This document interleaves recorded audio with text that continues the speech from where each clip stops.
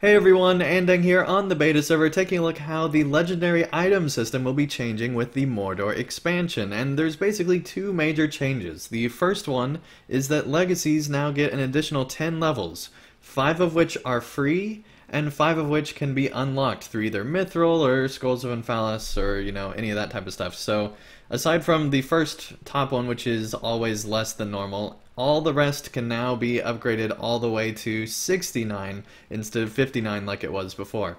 So that is a pretty good change. I mean, it does make sense that legendary items will be increasing with power. Nothing too surprising there. What is a little bit surprising is that there's now new tier 10 relics that seem to have increased the power dramatically of what relics do.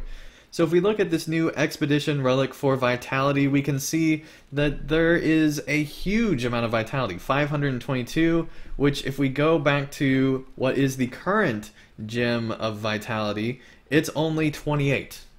Now obviously there were different stats on this, as you can see, because it's just critical defense, whereas this was critical rating, but you can see clearly huge difference in power between these two, and that's how all of these new relics are. And so at first I was actually a little bit worried about this huge increase in power. I was thinking that that was way too much, but then when I started going through questing in Mordor and started looking at how difficult some of the areas are, I think this is actually a logical decision to be making this big of a jump, because it is an even bigger jump on landscape difficulty, and so I think that landscape difficulty will still be harder than normal even if you have all of these new high-level tier 10 relics. So currently we don't know exactly how these tier 10 relics are going to be unlocked, but I would assume it's just like how the special relics have been unlocked in the past, where there's a certain number of tier 10 relics that we'll have to be combining to create these super tier 10 relics.